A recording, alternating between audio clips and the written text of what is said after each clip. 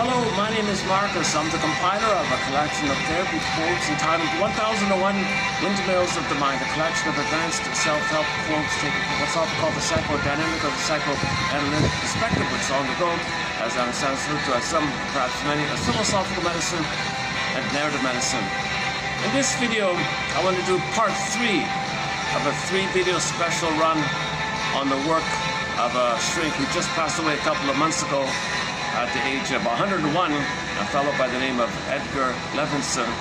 I'm not familiar with his work, so we just started in on it 2 videos ago. Yesterday was kind of fun, some of his quotes. So this will be part 3. Now, he's part of what's called the interpersonal tradition. So he kind of like, it's more focused on the here and now of the interrelationship, like the process of the healer, identifying what's going on, being aware of what's going on. So you're the participant, observer, you're in it, you're interacting, but you're observing, interacting, and helping the other person also observe what's kind of there already, but you don't notice this. You want to notice what's there, but you don't notice and notice it. So his metaphor is the famous, the purloin, a letter from the famous short novelist Edgar Allan Poe. I don't know it myself, but apparently there's a story, like a detective mystery story, and they're in the apartment looking for clues, and right in the center, right on the table like that, was some kind of letter or something, and everyone just looked all around it. They didn't think to pause. Just right there. It's kind of like in the open, hidden in the open, they'd say. It's just so blunt and so obvious that you don't think to look at it. So, but that the key was there like that. So he thinks that's kind of the issue with psychoanalysis. Forget about deep interpretations of what happened in early trauma, how your mother failed you, betrayed you, and how you cope. Forget about these kind of, your mother was emotionally available for you, your father didn't want you, these kind. He said, forget all that stuff. It's right there, like the letter. It's right there. In the interaction, in the here and now, just be mindful and aware and observe what's in the here and now. And he claims this is really the therapeutic agent to be aware like that. Yesterday I went on a bit of a rant about him thinking maybe he's kind of not capable of doing a proper interpretation. Maybe he's just didn't receive it, doesn't know how to do it. So he does a lot of complaining. I regard him as a kind of a Portney's complaint character. He does a lot of complaining. He doesn't like traditional psychoanalysis. He doesn't even like the work of his own colleagues at his own institute. He doesn't like anything, really. He says it's all weak, ineffective, vague. He says the only thing that maybe is... actually, his MO is really just critiquing.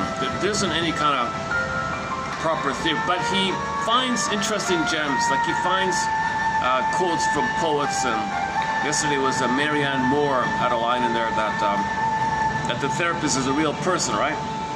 But the client brings his past, and that past is like in the past. It's kind of forgotten. It's not now, it's the past, so it's kind of like imaginary, let's say. But the therapist is real. So the Marianne Moore has a line that the therapist is a real frog in an imaginary garden. Real frog in an imaginary garden. So yeah, he finds these, famous sayings like Zen, from the Zen monks or something, or these kind of things. So we'll do part 3 here, yeah. Normally I do a kind of overview of some of the core points here. So the foundation here that I've been going with is Masterson mainly, James F. Masterson. That's my entry into this perspective. His work, starting with the book called The Search for the Real Self. And he describes the capacities of the real self, a part of the person with these capacities. It's related to your feminine element, the feminine principle, your body, your soul, your core self, your vital self, your real self, your true self. And there's capacities there, and he lists all those capacities. And that's my sort of entry into analytic perspective. Analytic perspective just means you study how the interpersonal creates the intrapsychic. Yeah, and this intrapsychic is in your mind, and the relationship is in the mind. So the baby and the mother is 2 people, but the baby wires it in himself. That's the intrapsychic in his mind. Now he's wiring in deep existential conclusions about himself and the world, about the world. How he coped, about himself, deep assumptions. How did he survive? What did he do to survive? he creates a whole stenciling. He creates a whole system like that. Self-construct, self-system, he calls it something. And then you kind of go by that. So it's kind of like, you overlay that and see everything through the overlay. So it's kind of like a map or a blueprint. Imprints lead to blueprints, schema, schemata, okay, personal construct, mental construct, psychic construct, okay, internal working model like that. So you study how the interpersonal leads to the intrapsychic, and then how does this intrapsychic, how do you know it? Well, if it's based on traumatic interaction called attachment trauma, relational trauma, interpersonal trauma, developmental trauma, strain trauma, ambient, weaning, etc., then there's the symbiosis was unresolved. The primary dependency needs for the secure attachment self to get out of the egg, the symbiotic egg, is not resolved. And then things fragment, and you split, and you do all these fragmented kind of things. So the baby has primary needs for the oneness of the mother.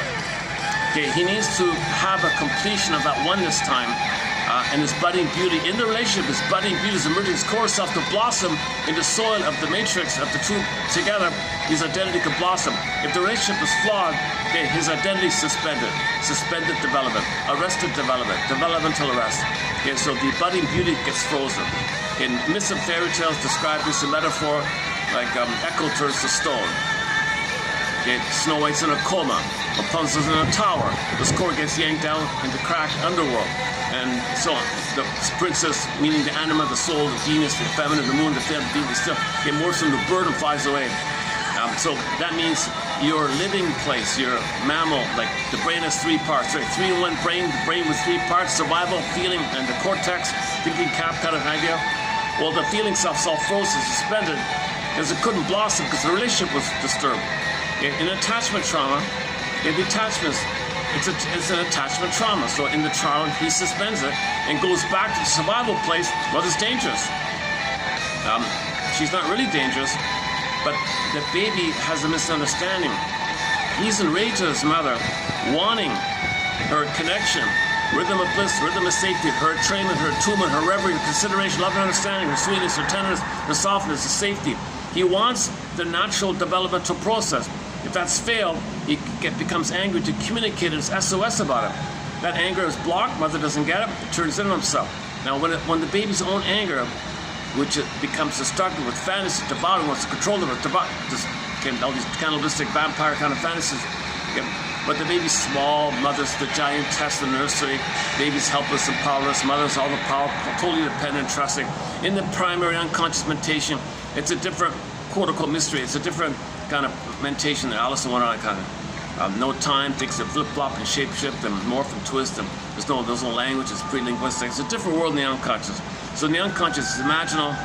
So when the baby's rage, rebounding on himself, crying for love. So he's got to hate himself, attack himself, so to speak, because that's crying for love to the mother. Crying for love to the mother got blocked, turns to anger, destructive fantasy, devour, turns to himself. So to have the hope for mother's love, he's got to hate himself.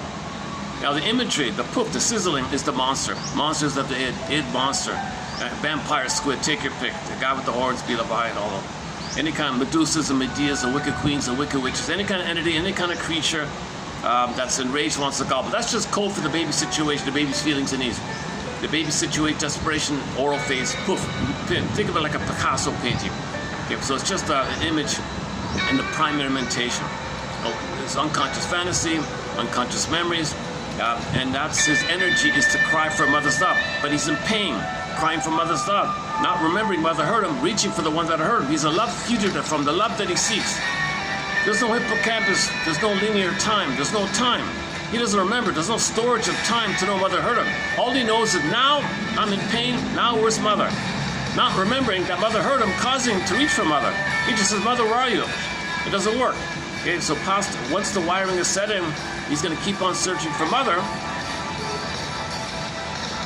Oh my God, what a coincidence. Hang on a sec. I just found a song. Hang on a sec. Let me put a pause on this one here. Let me do a sidebar here. While I was waiting to get set up and all that, it was really breezy, so I was waiting for the wind to die down, so so I moved over here. Hang on a second, let me try out something. Bear with me a sec here. I just found a song from Indonesia. Indonesia. A lot of great music from Indonesia, from the Radio Planet search engine. But in this case, I took a listen to a program called If Music Could Talk by the WRIR.org, volunteer DJs. So this is a channel that's all run by volunteers, and they play their own music. They do what they want. They're kind of free like that. There used to be a program on there that was great called Global Go-Go. The guy passed away and all that, so it kind of ended. But the archives are there. It's World Music Channel. Go to radio4all.net and type in Global Go-Go. You get almost 20 years worth of shows by the guy Lipinetti. What's his name again? Bill Lipinetti. I forgot his name already. Anyways, that show, that station, WRIR, out of Virginia, I think, they have other volunteer DJs. And I just discovered another one called If Music Could Talk. So I heard a bit of it, and he's got an Indonesian singer in there from an old scratchy cassette tape. So I just took a quick peek at it, and it's pretty good. Hang on a sec. The lyrics are, oh, I'm not online. Oh no, it did it to me again. I just had it fixed. I come here and it's broken again. Oh, son of a gun. I've been having ongoing issues with this Wi-Fi thing. I don't get what's going on here. I was going to read out the lyrics. The lyrics are kind of simple and sweet and poetic a little bit. In the Indonesian language, this very beloved singer by the name of, oh boy, what's her name again? Oh, for Pete's sakes. Hang on. It's a familiar name. It's not really that difficult a name. It's somewhat of a familiar name. Hang on.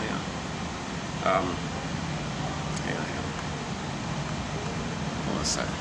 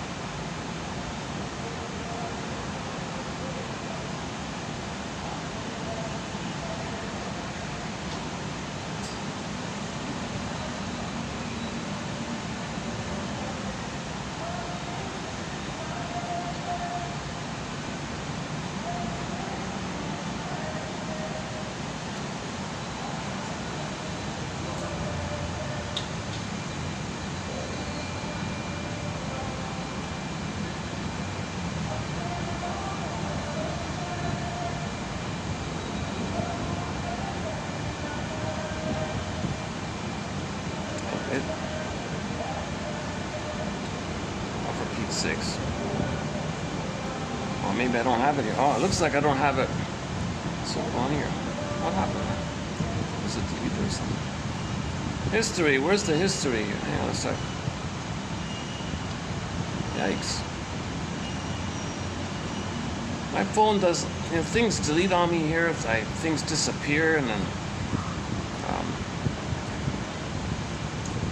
got a very maybe some kind of virus on my phone or something. I don't know what's going on with this thing.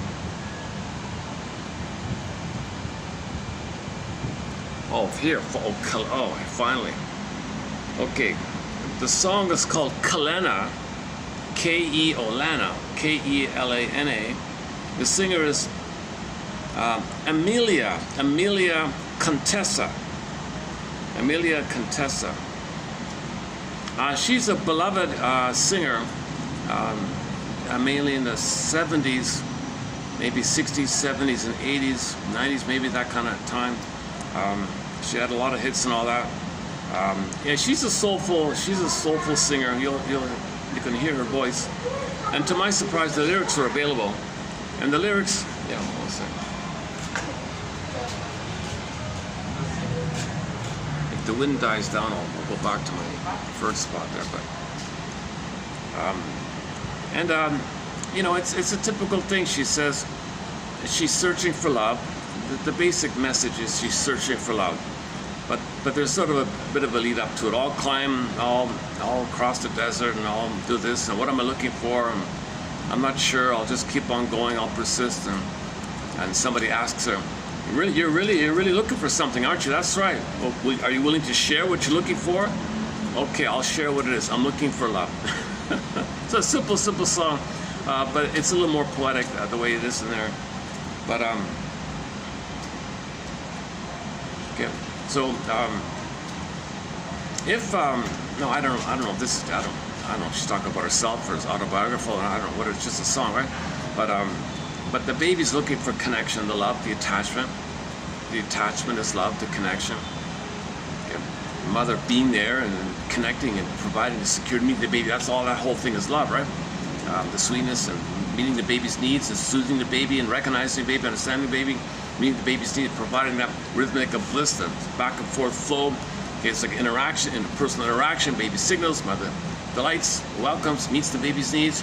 Not using the baby, yeah, that's not love. Okay, not exploiting the baby, not ignoring the baby, that's abuse. Taking advantage of her power to address her pain in her past, or use the child to play a role in her theater of the mind, where she's hoping for better pass on her end. For example, the mother was traumatized herself when she was a baby. And she makes that Faustian deal and says, "I want to master the trauma of having been traumatized. I'm going to be the aggressor." So she thinks that maybe she can master the trauma or undo the trauma of having been hurt by her mother by imitating the mother and then doing to her own child what happened to her, thinking she'll be active, not passive. And if she's active, she'll undo it. She's hurting the baby and it doesn't work on herself, obviously. So if the mother's doing these exploitation, using the child, okay, so obviously she's indifferent to the child's humanity. She's so blind to the child's needs. That's not love, obviously. Right? So any time the mother is using the baby in some way, shape, or form because she's trying to process her old unmet needs, sometimes she turns the baby to mother her. Maybe she shames the baby in an attempt to know that she's been shamed. Maybe she brainwashes the kid to play a role for her. Maybe if it's a boy, she wants the boy to be Lou Ferrigno, to fight with the world because she's angry at her mother. And that's the mode she's in, kind of thing. Or maybe she wants to give herself what she didn't get, but she's not meeting the baby's needs for the baby's side. She's just fantasizing what she wants, ignoring the baby's situation. So she's more focused on her unmet need, not being attuned to the baby's need.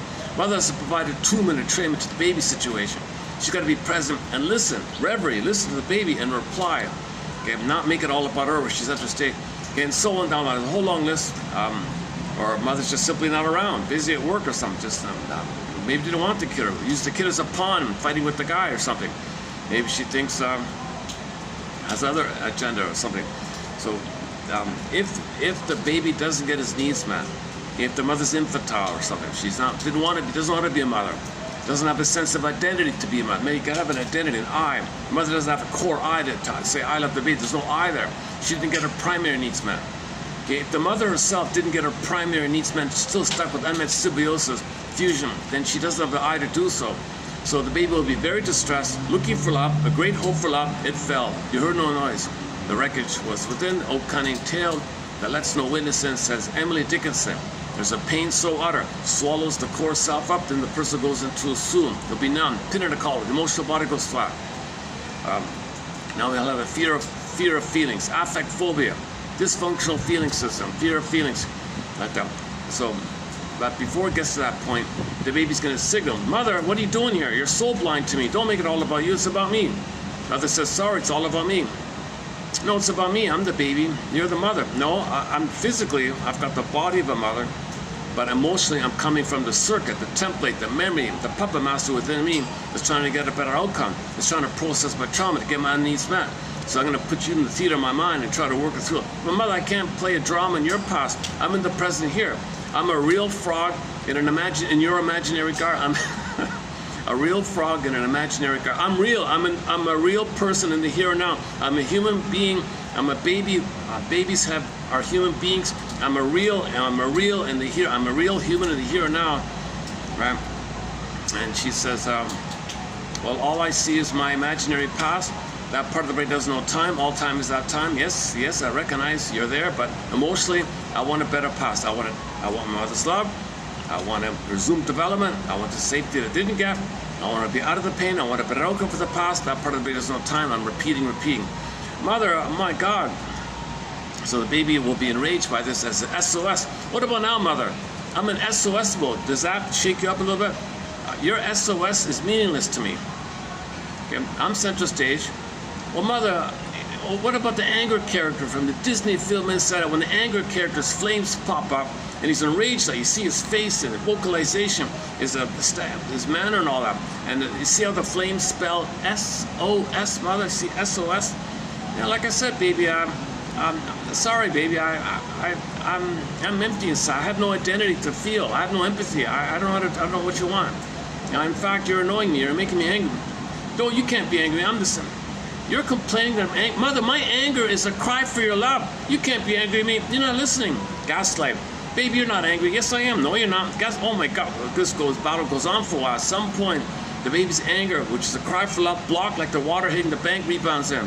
Now his own anger, which crying for love, has got to connect to the mother, tied to the mother, got to hate himself. To have the link to the mother, he's got to hate himself. Hating himself is the dysfunctional tie to the mother, ties that bind. And the more the mother fails, the more the tie that binds, the more he hates himself. He'll be self-defeating, self-sabotaging. He may cloak it over. If he cloaks it over in activity that's successful, called sublimation, but the underlying issue is still the same. If he can't do it, his dysfunction is kind of over like that. Okay, so the baby cries for love. Okay, turns to anger, rebounds it himself. Okay, the pain of this. Okay, yesterday at the park, I went through a little bit. The pain of this prompts the brain to flood a dopamine to chase for symbols of mother, to make you remember when you were with the mother, which brings up happy chemicals above the pain. Okay. When the happy chemicals triggered up from the past go down, you chase again for a symbol of mother, cookie, food, ice cream, money, problems. Okay, it's money, material, something. You got to search for something. No symbol of mother is the mother-love relationship that you needed back in the nursery.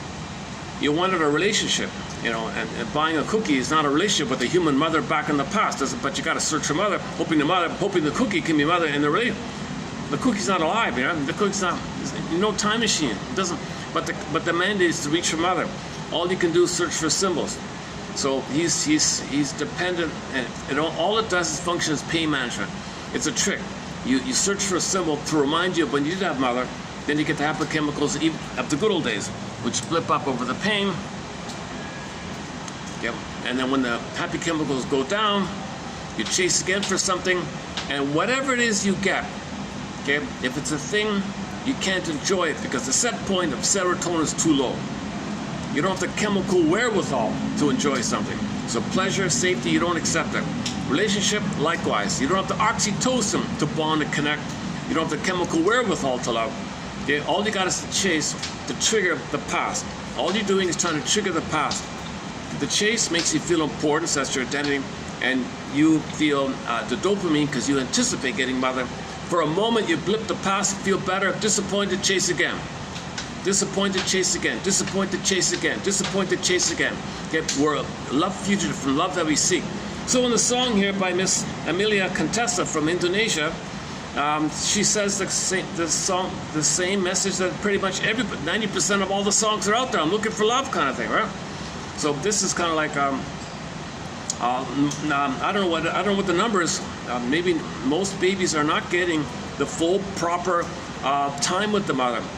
Okay, you cannot remove the cord. That'll do it. If the cord's removed, that'll do it.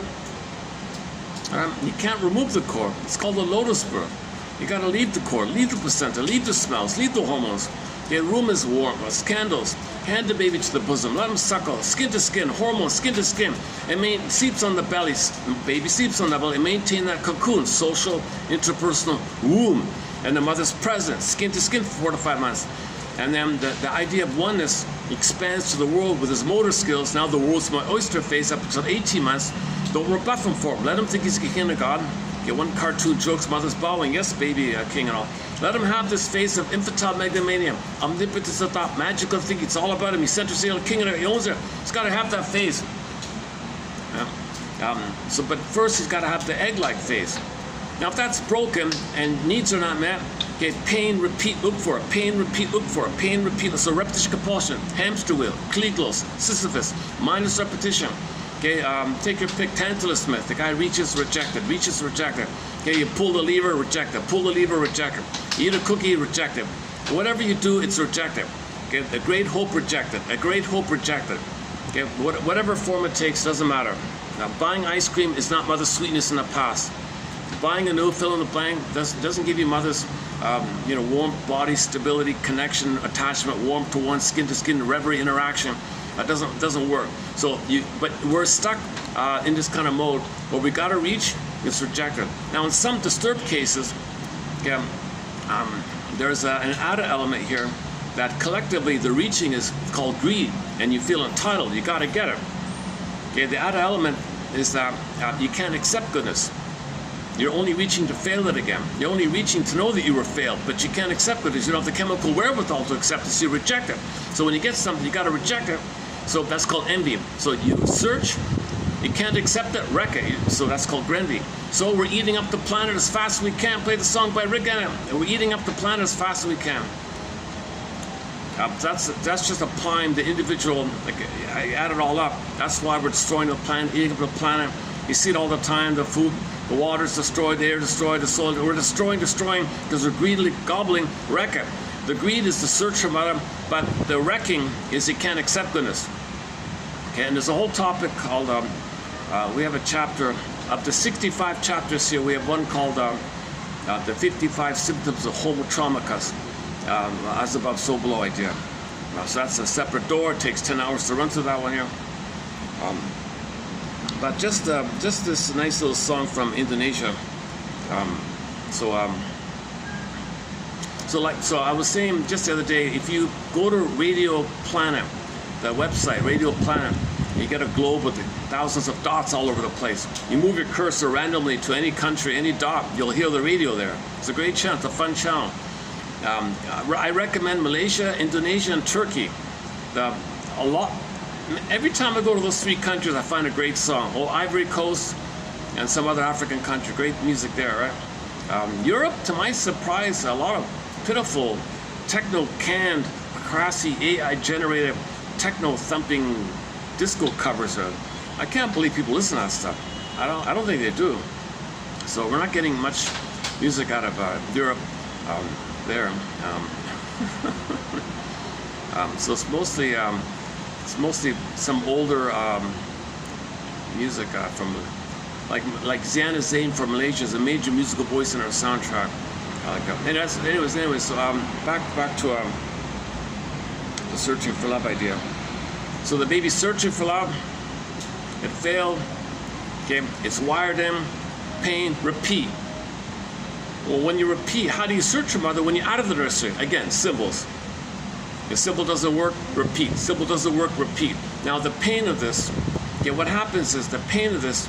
When you chase for a symbol that triggers the past and the happy chemicals come out. Since there's no time, Berger theorizes the pain that compels us, okay, and the happy chemicals fuse in, blend in, meaning the pain becomes pleasurized, liberalized.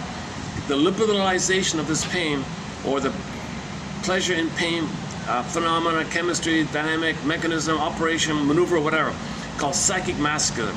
So unknowingly, babies are a little ingenious to figure out a way to manage the pain of attacking himself, meaning crying for mother's love, but she rejected the attack goes to himself because mother rejected his cry for anger, mother rejected his anger, that means mother rejected his need for love, and so it goes to himself. So to maintain the mandate to keep on trying to get mother to feel safe, survival, gotta have mother to survive. He's got to hate himself to feel safe with mother, to feel safe that one day he's gonna get mother. One day, someday, they'll get mother. Okay, so the conclusion is, give thee all hope for a better childhood past. Give thee all hope for having been properly loved by your mother back in the nursery. Consent, consent, the greatest hurt of all. Mother failed me. She betrayed me. Okay, she was impaired. She was too busy on dealing with her past unresolved issue and didn't have the vital self, the core self, the maternal self to love the baby. So you have this whole journey like this. Now, due to trauma, you have either or thinking. You feel guilty, and you got to update. You got to update these kind of things, and that's what all these quotes are kind of about, right? So this rigmarole where you chase for a cookie, which Alman and Paul referred to as an ersatz self object, it has the ability to trigger the memory of when you were one with the mother, because you think you're together with mother. You thought it's mother, there's a cookie, it's a trick. Oh, there's mother. It's not, but it's a trick. You're meant to trigger yourself, right? So the cookie triggers when you had mother, then the chemistry comes up. Okay, fantasies, you feel good, chemistry. The chemistry comes up. Now, the pain is still there. So dopamine says, go, chase. Dopamine's molecule or more. You enter the Twilight Zone episode called Of Late, I Think of Cliffordville. Everything he got, he could enjoy. See one tree, see them all. No girl he could love, next. He was thinking about the next one. He cannot enjoy anything in the present. He was always manic for a future. Okay, he was destroying the planet. The story was about he owned everything. He begged the devil lady, played by Julie Newmar, the actress who played in Route 66, an episode called How Much is a Pound of Albatross? One of the best episodes from that show. She also played a few episodes of the cat, the Batgirl, or what is it? Batwoman or Batgirl, one of those characters, I forgot. She played a villain or something. She played a villain in one of the villains in the Batman, in the original Batman series, Julie Newmar. Anyway, this actress is a little bit comedic. She played the devil lady in that Twilight Zone episode. And this pompous featherhead guy, aggressive bully, you know the type, doesn't care. So he begged her, please, I can't enjoy, I can't retire, I can't love, I can't enjoy. He owns the whole planet basically. Right? I can't enjoy. Help! What do you want me to do here? I want you to keep my knowledge intact, but take me back to my teenager time, and I want to do it all over again. That's all I want to do is chase. The devil lady was disgusted with this guy and wanted to teach him a lesson. So I said, fine. So the devil lady said, well, you already sold your soul long ago, so that's not available. So you have to give me back the planet. Oh, I have to give you the planet. No problem. I'll get it back in no time. I know all the inside, the inventions. I know when the inventions will be made. I have all the knowledge. That's the deal.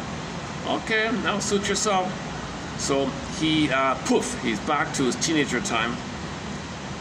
But in the fine print in the contract, he didn't understand that his ugly personality would still be there as a youth. So now you got a handsome 18-year-old or something with the ugliness of a 70-year-old, a lifetime of hurting people personality that superimposed onto an 8-year-old. So now the people around him were repulsed by him. He couldn't deal with them. Remember, he had no money starting to beat him. So he needed a little startup money to build things, but no one wanted to work with him. They ostracized him. He was too... he never understood his ugly personality. He just felt entitled. I'm right. I'm a god. I'm a king. I'm a god. Doesn't matter. Just do what I want. So he went back, and now it came to his attention. He didn't address his personality. He didn't address his soul or feelings or his heart or anything.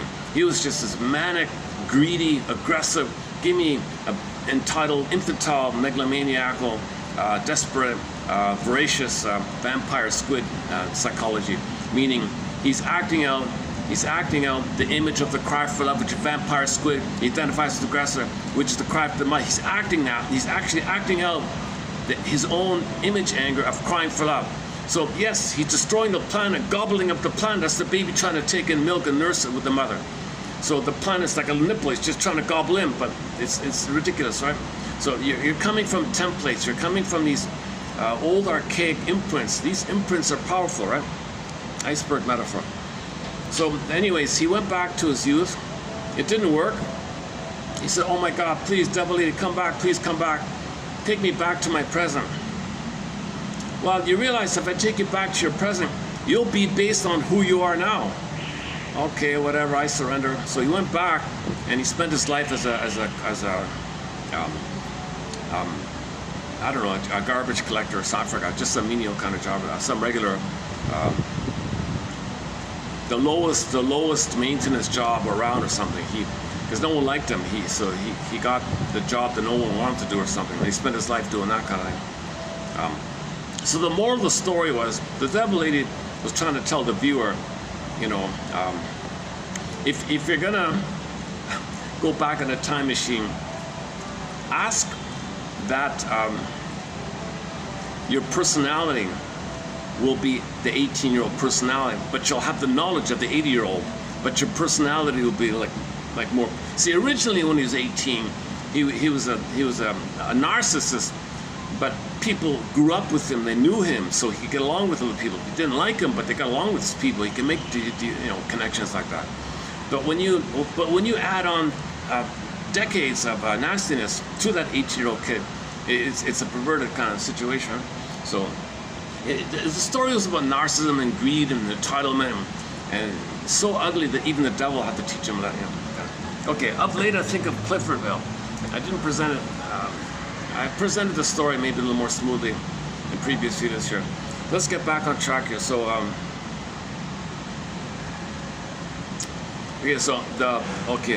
what started this topic was dopamine. Dopamine is a molecular chase. It's not about now. There's no here and now. There's no love. There's no present. There's no enjoyment in the here and now. He's only got running like these people here. People just ran across me. I'm right at the elevator, so this is the best I can do here.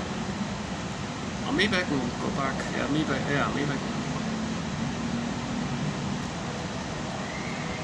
It was awfully windy when I started. It's a bit tamer now. Yeah. Okay. So the molecular chase, right? The chase is because you believe you're going to get mother. So you're happy, you're going to be safe. When I get mother, everything will be okay.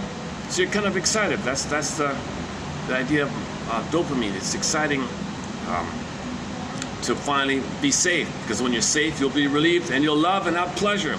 So you're looking forward to love and pleasure. But oops, no, it's a trick. It's just a memory of the womb utopia. It didn't work. Pain, do it again. Pain, do it again. Sisyphus, hamster wheel. So this repetition compulsion. In ancient Greece, it's called kliglos, mindless repetition. So the idea is to observe he calls it Sullivan, a participant observer. You want to observe yourself as you're participating in your life. Can you observe yourself? You want to build that ability to observe yourself. You need help, of course, right? People just do it, and then they don't. What did I do? And it might not be enough to just observe it. Because the anger and the demand and entitlement, I gotta have mother. Give me the ice cream. Open the fridge, give me the ice cream. But you observe yourself doing it. I observe myself doing it. I'm not hungry. This is not mother. What are you doing here? They have this little dialogue, right? So you want to build your observing ego, enhance your ego, strengthen your observing mind ego. That's what all these quotes are about, and that's what the helper is trying to do. Help you observe yourself. And it's like that letter story. It's just there all the time. You just didn't see it. You didn't see it because your emotionality is too strong. You put the letters right there, the purloined letters right there on the table. So you're too blurred with desperation. But the letters there on the table, the famous purloined letter, Edgar Allan Poe. I just learned it this morning.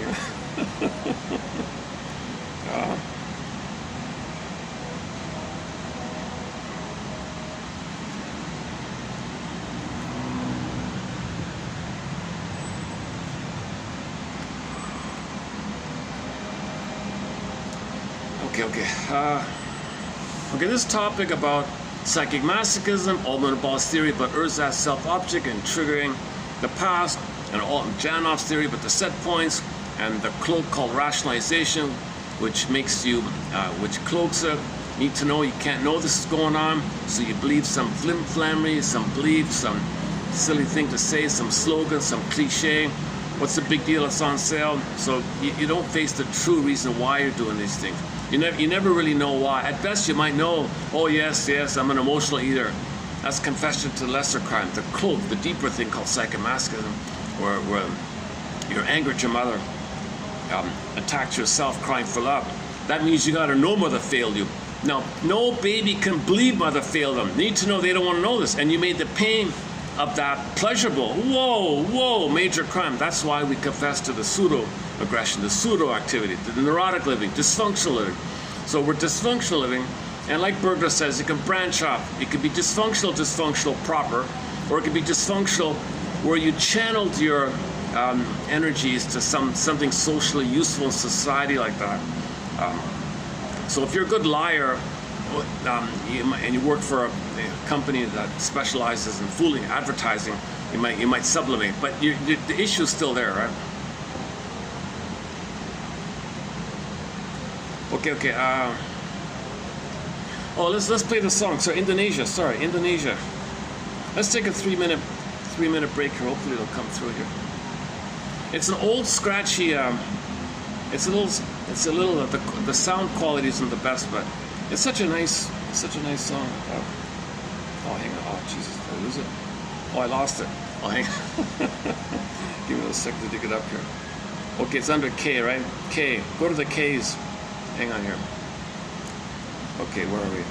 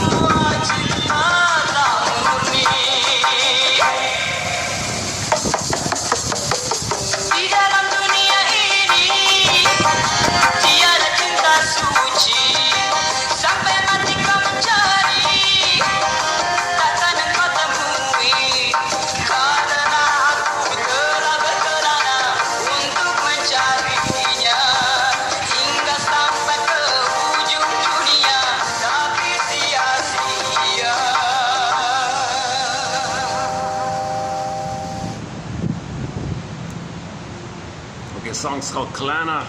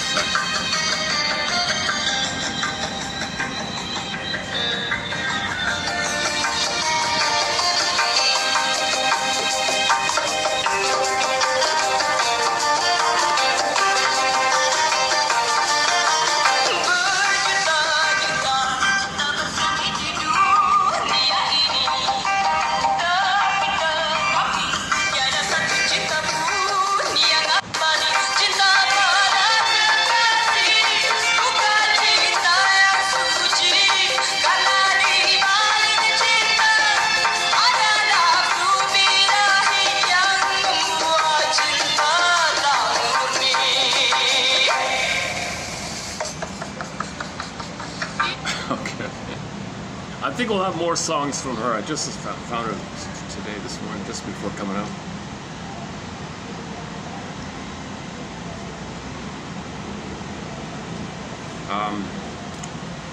YouTube changed, did a lot of changes recently. And I think the AI is more efficient in its shadow banning. Now there's hardly any views at all. There were a few little before. Now it's dropped like way down like that. So I don't know about that. So AI is accelerating the shadow banning efficiency. So it's getting harder and harder to find this kind of thing. Unbelievable, boy. 20,000 great quotes here. Okay, keeping in mind the 90-10 rule. Roughly, I think it's fair to say you'll find 10% of the quotes clear, really clear and helpful. And they may lead to curiosity, empathy, and understanding, which will become a CEU, a continuing education unit of the soul. CEUs for the soul.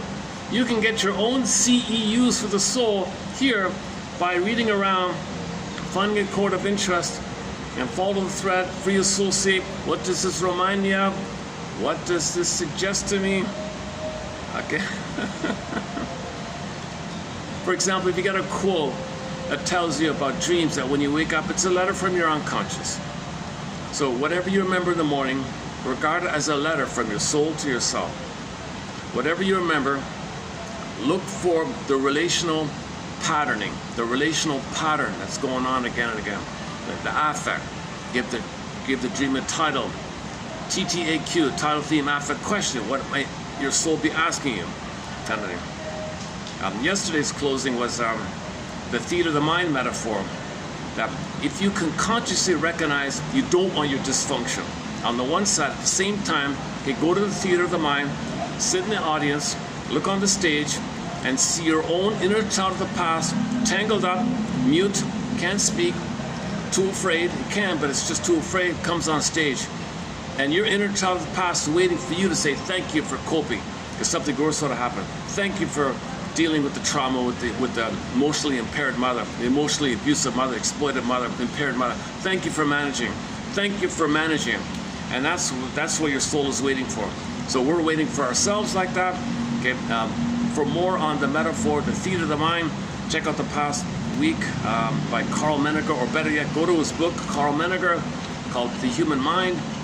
It's a 1930 book, updated in his third edition, 1960-something book called Theater of the Mind. So you got a theater, audience, stage, okay, director, and actors behind, and the director has a script and allows people to come on, and you are watching, and you're familiar, you're not familiar, but sometimes people hop over. Those are your defense mechanisms. So that's so you study defense mechanisms, and ultimately your inner child gets on, and that's when you have to address yourself like that, not just watch. So you're active like that.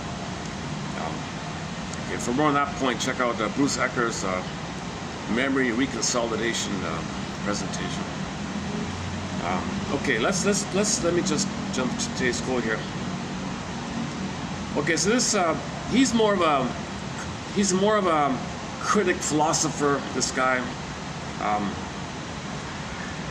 he doesn't come across as a warm-hearted, loving kind of person. He's witty and maybe a little funny or something, maybe not offensive or harmless. It doesn't come across as aggressive or rude or something. But I think he's narcissistic and entitled, and he's just he has a childlike look at me, see how witty I am, and all he does is complain about everything. So he if you know the story, Portney's Complaint, he's a bit of a real life version of that fictional character Portney in the novel. So the novel was extremely popular in the 60s or something, because the guy, Portney, Mr. Portney, knew everything about psychoanalysis. He goes to therapy and uses that knowledge as a defense against healing. Instead of using it to help to heal, he was so afraid. He used the knowledge to increase his fear of feelings. It's supposed to help you feel. He used it against feeling.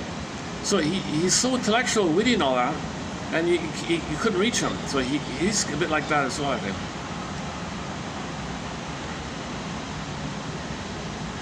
Okay, I won't redo my rant about him here today. So let's run through some of these here. All right. So he says, okay, no particular order. These are just some random underlinings that I came across here. Okay, he quotes the famous Levi Strauss guy. Levi Strauss called myth a machine for stopping time. Like your personal myth, your personal construct, like your traumatic script. That's going to be your myth now, right? Like that's your fixed, and it freezes time because there's no time in the unconscious. So trauma takes place, flash frozen, time stops. Okay, now you're in pain, but time stops. That means all time is that time. The present is still the past. In the present, new addition to the past, recreation of the past, reenactment of that because the time is stopped. You can't love in the present. You can't live in the present. You can't move on with time. All time is that time. All you're doing in the present, just staging some mirage-like, trance-like, dream-like recreation, hoping for a better past, hoping to wake up from your trance, your trauma trance, awakening the dreamer, dissociative trance, sleepwalking through life. So you're sleepwalking through life, frozen in that time of the trauma with the mother where she failed you and things froze up. And you're operating out of the limbic system, the survival brain, and you're going through life with the survival, with the jungle mentality, either or mentality, my greed or your greed, and you're thinking in a really limited way. You're thinking in a very archaic survival way. The live and love, forget it. No, it's too frozen. Survive, repeat, get a better outcome so I can live and love. You want to live and love. Mother hurt you. Your anger is a monster attacking you. Now you feel like it's jungle with them. Overlay, the world's a jungle, you think, right? You're talking about within. Man in the mirror, look within. Okay? The mystery of bad is the song. But behind the mirror, look behind the mirror. Next stop, toilet is what's within. Your own anger is attacking yourself. The anger poofs to a monster, so it feels like a dangerous thing like that. So you're just dealing with this dangerous thing of your anger, crying for love to the mother, attacking yourself. It's a dangerous thing. So you're just dealing with this archaic thing, and things are frozen. Your soul is frozen because you're still fighting with your anger. Fighting with your anger is a cry for love. Play it back to the song, looking for love. What are you looking for? I'm looking for love, she said. The whole song says I'm going around the world searching for love, basically. She says it more eloquently, more beautifully, more poetically. That brought a tear to my eye the way she said it, the way it was translated. So it caught me off guard. I didn't realize the song was about that at first. So she clearly, according to the translation, she just openly says, I don't know how to go on with life. I don't know who I am. I gotta find love so I can then have a chance to. And she just caught in the trance of frozen in time. I didn't get mother's love. So you're looking for an impossible thing. So you can spend your whole life, you can have 20 lifetimes looking for this impossible thing. So Menninger said to, I forgot which one, somebody said to the playboy, the Don Juan said, I'll only marry the most perfect woman in the world, the number one top. The shrink said to him, oh, she's dead. That doesn't exist. Because he's looking for oneness with the breast. No human woman in the present is what your unconscious. Your unconscious is looking for the oneness of the breast mother, like the Dobie Gillis character. I want a girl who's creamy and smoothie and soft and jiggly and all this kind of. He's describing the breast, right? So he was a promiscuous. He was always skirt chaser kind of guy, right? Dobie Gillis. But he was looking for the perfect thing. The shrink said, she's gone. It doesn't exist.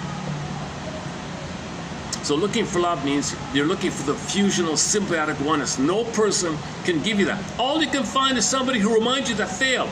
All you can do is be triggered by somebody who failed her. So if she meets a fellow who's narcissistic like the mother who failed her, okay, then she'll be excited for the moment, because for the moment you triggered the wiring. That's the honeymoon phase, the blissful feeling, the delirious euphoria, you're floating feeling, you're floating, no time, space, okay, you're feeling the happy chemicals that you had in the uterus kind of thing. So you're feeling an immense blissful feeling, blissful oneness triggered up. But that person is just a triggering thing. It's powerful, right? Limerence, you obsess about it. You think about it all the time. Obsessive thinking, by the way, is there because you're trying to calculate. I can't handle separation. What am I going to do? What do I have to do here? You can't handle the separation of losing that person because you'll be reminded of losing the mother, all the pain.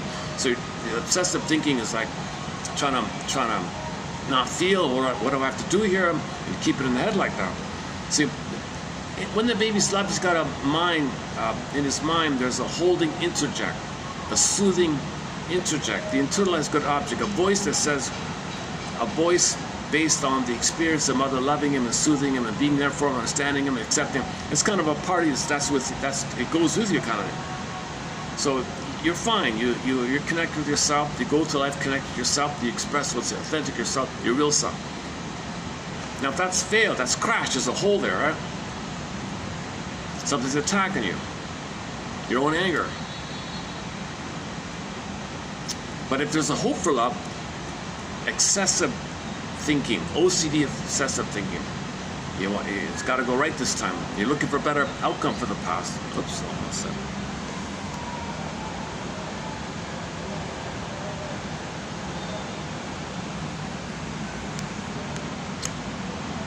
Let these people pass here. Oh, they're worried I might be filming them or something. Okay, let's go on here.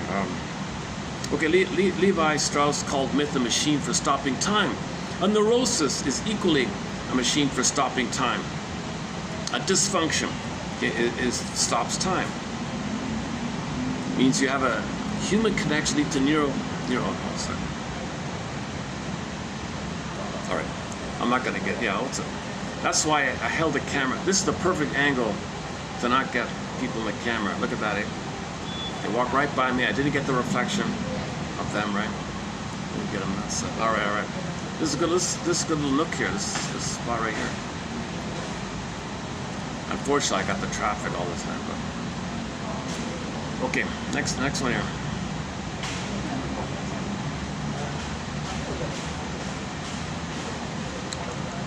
I.e., the client remains, like the Peter Pan story, lost but forever young.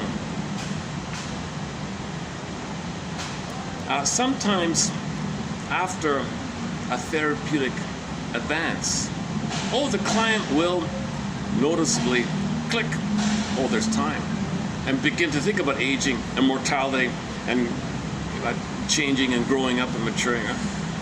But being an adult, growing up, has its shortcomings,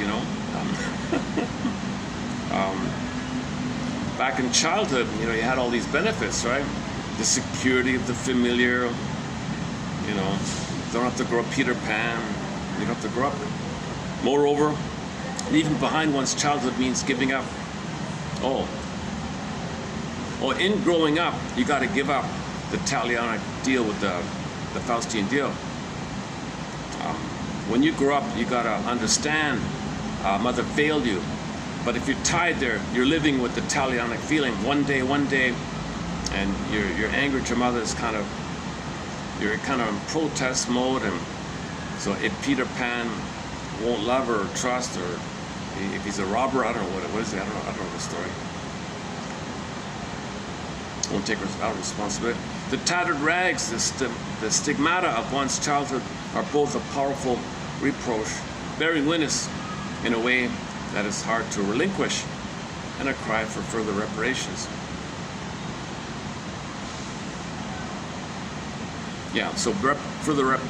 So he feels the world owes him a living.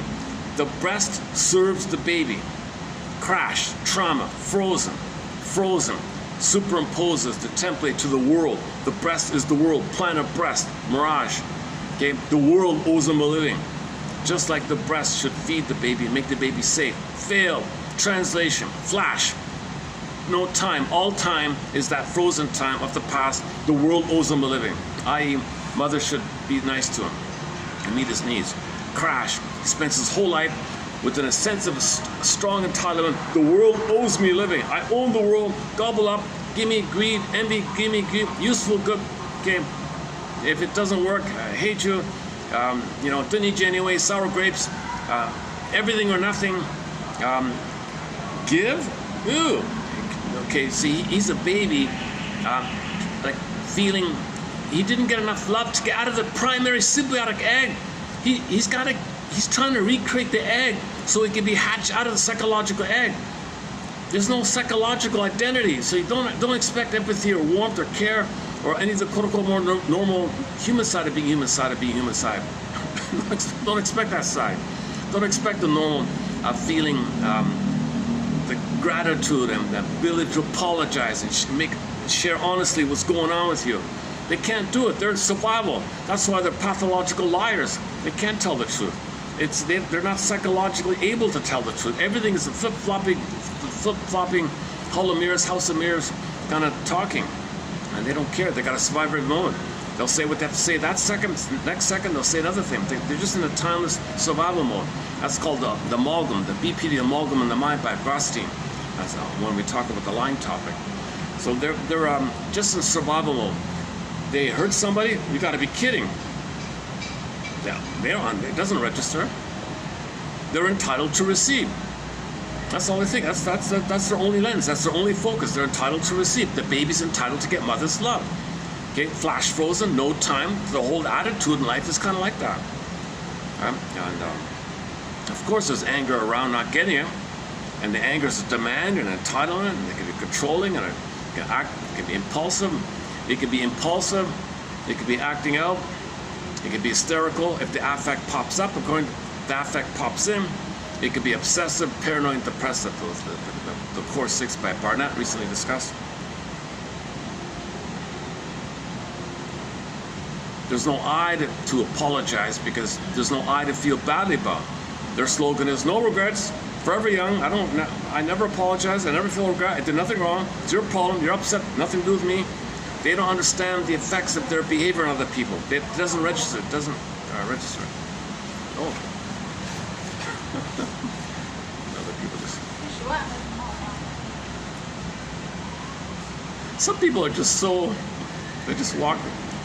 They could easily just like take a step away from me. They go, "That's my trajectory. I'm not gonna step around you or something." All the space. All the space. I think people are just caught up in what they're doing. They don't think too much about it. All right. Okay, let's sleep. So are we done with Peter Pan? Frozen in Time. Levi Strauss, called myth, like your personal myth, your traumatic script, like your imprint, your traumatic script, your script. Your script is a machine for stopping time. Okay, your neurosis is a time-stopping machine. All right, next one. A neurosis, it must be remembered. A neurosis, it must be remembered. You're dysfunctional. You're self-defeating. Your fear of success, your fear of happiness, fear of intimacy, fear of trust, okay, fear of trust and warm connecting, fear of apology, fear of reparation, fear of good relationships, fear of being a parent or like a proper parent, fear of expressing your gifts and your treasure, fear of sharing, like fear of giving, and fear of being generative, fear anything in the quote-unquote, anything beyond the survival place, anything in the living and loving, thriving place, the fear of that, neurosis. Neurosis, it must be remembered. Neurosis is the petrification of infantile conflict. That's Berger's line, right? Neurosis, it must be remembered, however bad, is always better than something worse. Okay, there's the empathy for yourself. If you notice a neurosis in yourself or in others, something worse would happen from the unconscious point of view. So back to Ecker. Okay, when you consciously realize you don't want something, at the same time, your unconscious wants the dysfunction because something worse would happen from its point of view. So appreciate the fact that if you see something out there, if you see somebody out there, instant empathy is something they do you don't like. You got to say to yourself, their puppet master is telling them to do that obnoxious, annoying thing because the puppet master is telling them if they didn't, something worse would happen. They'd perish. It's a little empathy. They're being controlled, pulling the strings. The puppet master is pulling the strings. So a little empathy like that, right? So you got to be aware of the two sides. And you want to build the one side that says, I don't want the dysfunction. Too expensive to be dysfunction. Life's passing me by. Where's my gifts? Oh my God. And then realize that your unconscious says, no, we got to be dysfunctional. Something worse would happen. Then you got to thank your unconscious, and then things can loosen up. There might be some kind of movements like that. The mystery of, Mr. What's his name? Levinson says, the mystery of it all is like a unicorn, a mystery. A neurosis, it must be remembered, however bad, is always better than something worse. However discomforting, works with a high degree of redundancy. It is some kind of compromise. One theory is you're like let's say, for example, a somatic symptom in your body. Okay. The pain in your body is the cry for love. So that's the compromise. You're crying for mother's love through the pain in your body. Yeah. Now, it's concealed, and the pain is there, but the pain is the wish for mother's love, but you're suffering, but you have the hope to get mother's love through the pain. Things like that is compromise. Neurotic strategies, albeit constricting, are extremely redundant with highly predictable outcomes. If you are afraid of being unloved and rejected, an interpersonal strategy that alienates everyone is comforting in its predictability. So there's the compromise. A typical Pavlovian classical, I don't want to be hurt, leave me alone. Oh, it's comfortable, but you suffer. All right. Clients, yeah, this one's not too bad here. The clients, he said one client was just talking at him, sort of thing. But the client got to a place where he could be, he could listen to himself while he's talking. So we have an experiencing self and observing self. So now he was talking and he was observing himself talking. Basic 101 mindfulness, I guess. Something I need a lot. I lose my mindfulness when I talk on the camera here. I lose my observing ego's out the window. I'm just triggered and I'm all energized and I'm a little angry or something. I'm frustrated at my lack of articulation, and I'm struggling for the right words and all that. maybe I have not been analyzed. I'm not a professional speaker. Okay, clients, instead of simply talking to us, begin to listen to themselves talking to us and discover that they are other than they thought they were. Yeah, that's not a bad line right there. All right, next one here. If one considers the client-therapist relationship as a complex matrix of interpersonal events with strategies, evasions, and inattentions, then her experience with her counselor is more understandable as a reenactment in the room of the very sort of interaction which has made trouble for her and still does. So you've got a pattern, you learned in the past, you bring it into the therapy room, and you're doing it again and again. Okay, you learned it back then, and that's why you're doing what you're doing now.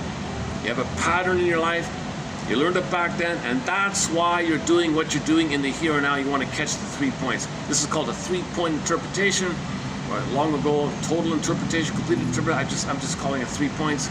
A pattern, origin, and example. Now, example.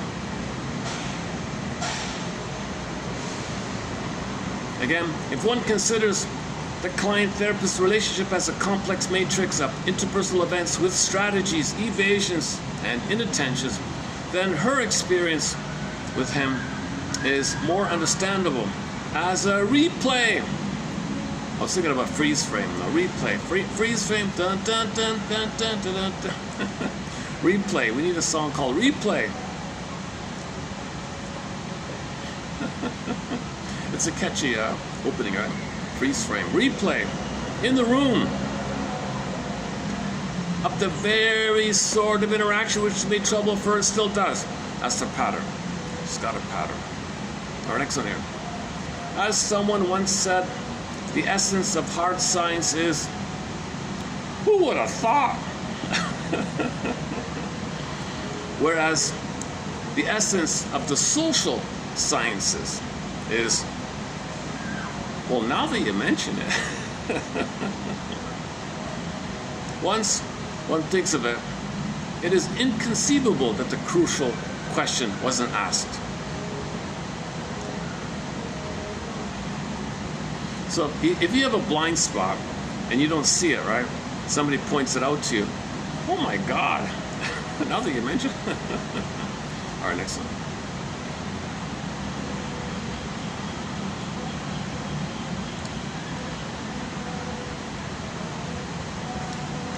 Okay, here's a longer one. Oh, here's the purloined letter one. Okay. Edgar Allan Poe's, my favorite line of his is, all religion, my friend, is made up of fraud, lies, imagination, and poetry. Imagine some. Oh, hold on a second. I said these people pass here. Oh, I don't have the reflection. Yeah, okay, we're okay here. I don't want them to be worried. Let me just do it this way. Oh, they're pausing in front of me here. Hold a sec. Okay, let me do this then.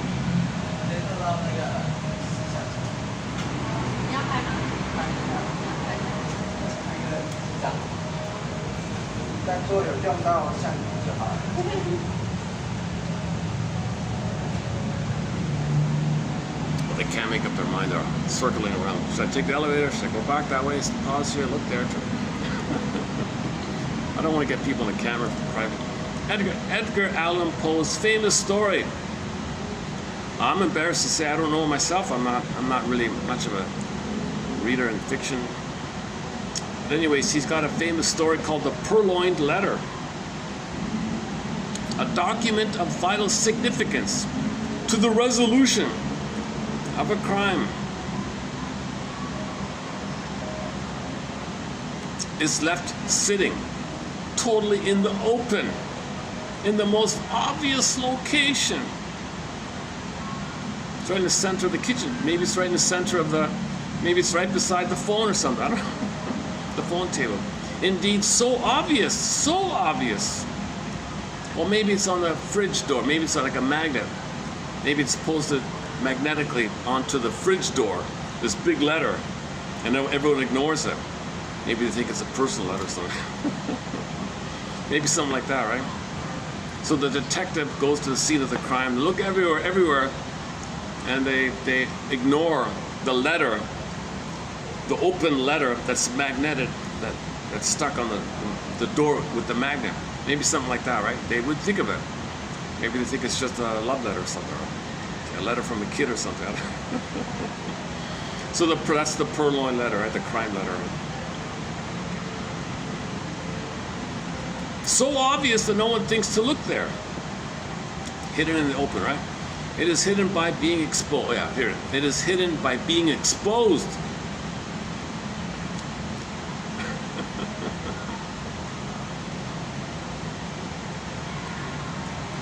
We prefer to believe that we are, so shrinks, he means here, so therapists, right? Shrinks prefer to believe that we are arriving at something really deep down, buried down, like archaeologists.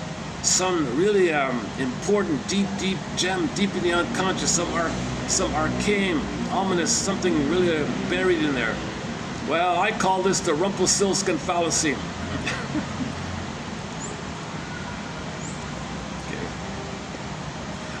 I've used the term Rumpelstiltskin. Like I just spontaneously said that in the therapy process, if you can name it, oh, okay, you'll be free, right?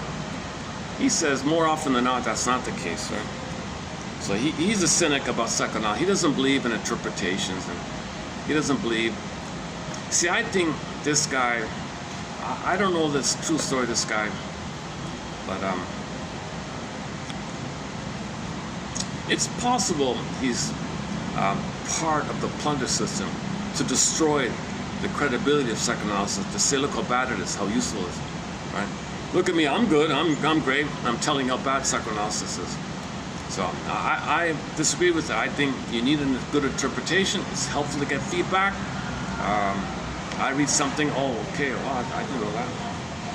There's a aha moment, a Rumpelstiltskin moment for me. Okay.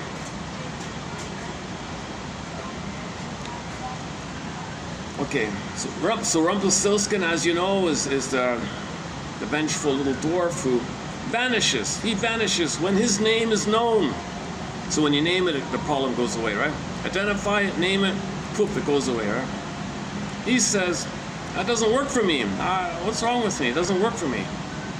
I've never seen him give a single of his 70 years of being in this business. What I've skimmed and scammed so far, I haven't seen one glimmer of any interpretation that he might have said to somebody. He doesn't do it. He doesn't know how to do it because you need feelings to do it. I don't think this guy's feeling. He's kind of cold, this guy. I think he's intellectual.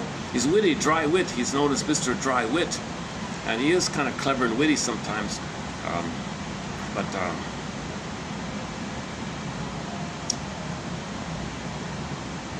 Sometimes he strings you along and then he just contradicted what he said a moment ago. And what? Oh, you're doing this. Oh, things are complex. And look, he wants to make himself look good. And, he's very contradictory. I went on a bit of a rant about this guy. I'm not a fan, really. Honestly speaking, I would never want to.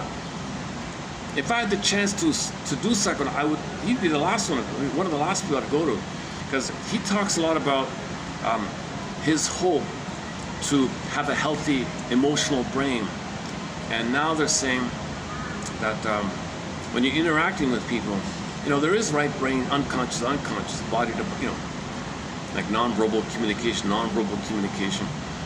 He's trying to get other people who are a little healthier than him, emotionally speaking, to feel healthier and be aware of it like that. He's a bit vampiric himself. He takes people's money as the cloak, and he's the authority. Meanwhile, covertly, he wants to milk other people. So I think he just exploits. I haven't seen any positive testimonies of this guy, other than his buddies. Even his buddies say it in a way that, oh yeah, they're protecting themselves too. They're kind of protecting themselves. He's a charming charlatan. This guy is a charming. If Don Juan were a shrink, he'd be like him. He's a Don Juan shrink. Cold, charming, maybe a little bit, something like that. Where are we? Edgar Allan Poe's famous story, The Purloined Letter, a document of vital significance to the resolution of a crime, is left sitting totally in the open, in the most obvious location. Indeed, so obvious that no one thinks to look there. It is hidden by being exposed. We prefer to believe we are arriving at some deep down arcane secret here. This is the Rumpelstiltskin fallacy. Rumpelstiltskin, okay, the vengeful dwarf who vanishes when his name is known. So, depending on our metapsychological bent, we unearth infantile experience, early evidence of parental empathic failure, fear of separation, unmet primary needs. Okay, the father didn't want the kid, sub-Oedipal issue, the triangle, so on down the line. You can do all that depending on your philosophical bent here. And when the name is named, we expect, poof, the problem will go away. And yet, sometimes it doesn't work. Even when the explanations, qua interpretations, seem right on. Why doesn't it work, he says to her. Why not? What's happening here? Okay, he says, well, probably it's because in order for interpretations to work, the relationship has to be positive and warm, the timing has to be right, and the interpretation is accurate. And then maybe you got a chance. It is the relationship with the therapist around the interpretation which matters. I do believe that the most reactionary metapsychology can be used respectfully by a respectful analyst. And the most ostensibly benign and humanistic metapsychology can be used coercively by a manipulative analyst. Okay, I agree with him. So you can have like a humanistic therapy model But if the person is delivering it in the way, in a narcissistic, malicious way, of course it's not going to work. You can have like a rigid, old school model, but if he's warm, it's more helpful, right? So it's more about the medium is the message, right? The way, the manner, right? The metapsychology does not really constrain the therapist. Yeah. Like if you study that Rosenberg book, The Language of Life, on how to give empathy, it doesn't mean you're gonna suddenly be able to give empathy. It doesn't change you just reading the theory like that. As the National Rifle Association is wont to say, guns don't kill people, people do, unquote. Perhaps it is not interpretations that are destructive, but the analysts.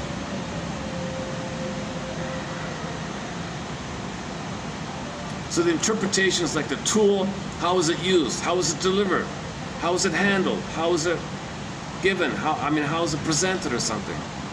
So he means like a dramatic example. We get the point, right? Who wouldn't agree? If the shrink has a model that's maybe rigid or something, but he's really professional and warm-hearted, fine, who cares? He found that's his path, it's his manner, it's who he is that counts, right? It's who he is, it's the relationship, it's the warmth, the relationship, timing, the care, the love. It's the love of the person. We don't care about which of the particular hundreds of therapy models he adopted, or which book he happens to read, or which book he happened to come across. That stuff doesn't matter, right? By the way, he talks a lot about these kind of general things like this. So, I don't even really need this one here, do I? We could even take that out, right? Okay, that's just an honorable mention kind of point here. Okay, next one here. The intrapsychic view is that the client is resistant to awareness because of his intrinsic defenses against knowing what is there to be known. The interpersonal view is that the client resists awareness because he has always been and still is in relationships which preclude awareness, because awareness provokes anxiety and all present. Okay, just a subtle thing there. So the intrapsychic means you see the present through the intrapsychic. So if something changes that's outside of the intrapsychic, you get anxiety, right? If something's outside the script, you feel anxiety. Because if you're outside the script, you're being disloyal to your mother, the ties that bind. That means you're giving up hope for mother. So you feel anxious. I'm gonna lose mother, I'm gonna lose mother, outside the script, lose mother, anxious. Now, the interpersonal point of view is, well, you're always in that mode. So he said yesterday, a chicken or egg kind of situation. Is it interpersonal? Is it intrapsychic? Well, what if the intrapsychic is always interpersonal? Interpersonal creates intrapsychic. Or does the intrapsychic create the interpersonal? So I think it starts off with the mother having an intrapsychic. Right? The mother has a map from her trauma. She uses that to relate to the kid. Now the kid is relating to the mother, and the kid develops an intrapsychic. Chicken or egg, and then he goes on down the line. But it's a good, I like it though, yeah. The intrapsychic view is that the client is resistant to awareness because of his intrinsic defenses against knowing what is there to be known. The interpersonal view is that the client resists awareness because he has always been and still is in relationships which preclude awareness, because awareness provokes anxiety and all present.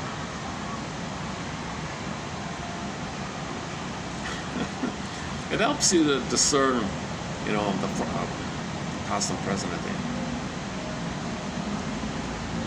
Okay, next one here. The metaphoric patterning. Okay, he says, look for patterns, look for patterns. All about looking for patterns. So sometimes he says, focus, be a good listener, and the patterns will come up just if you're observing. You don't have to question too much. You'll notice the patterns.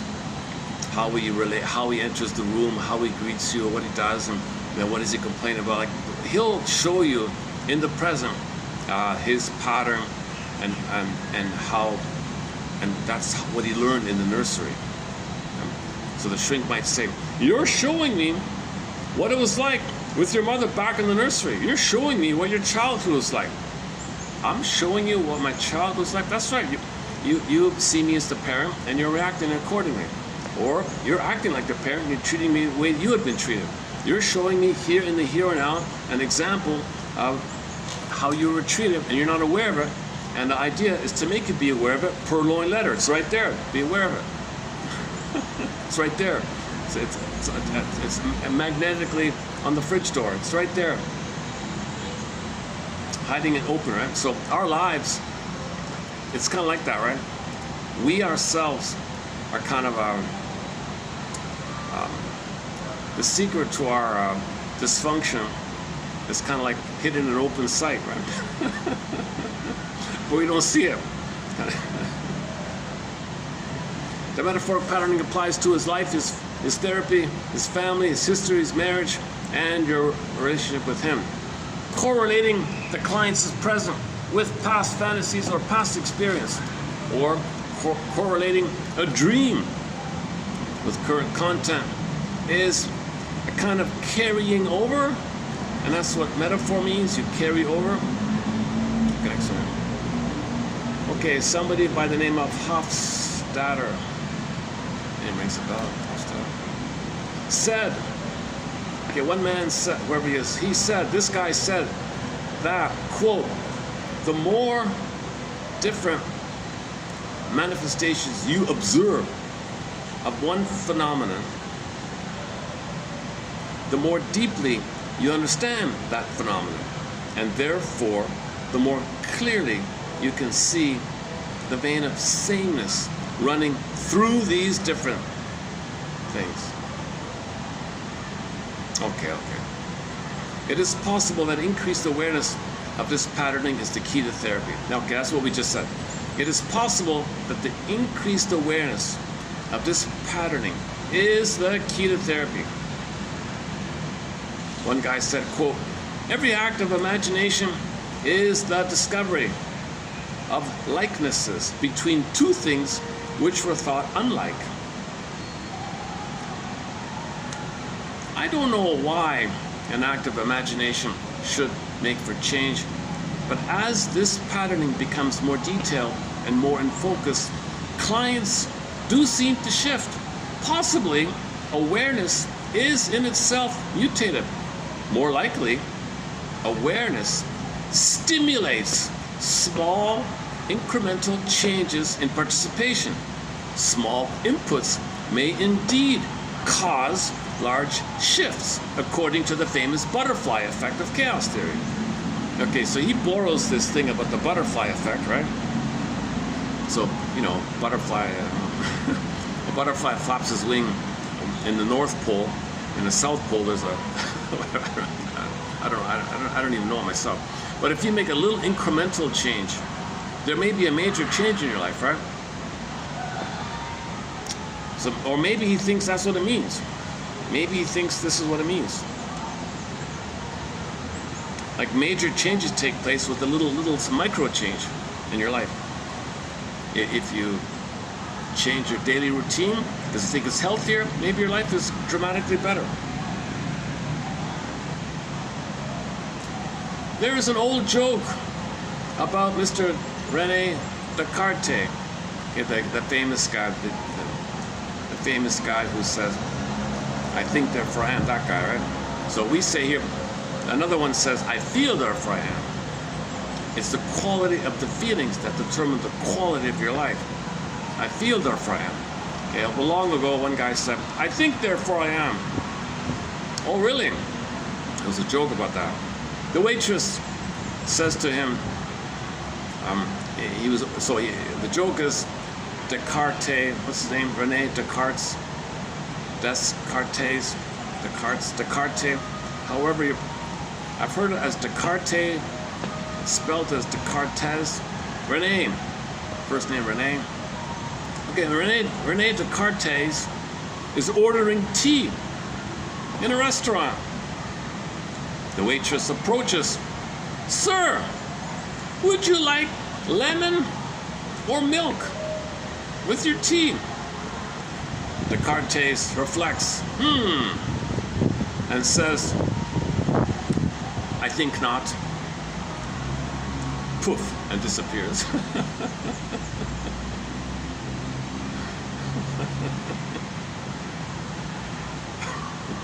So I think, therefore I am.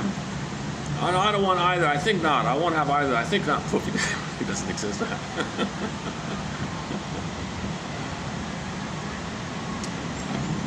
Now, I've taken this joke out of the context of why he was using it, but I just want to save the joke.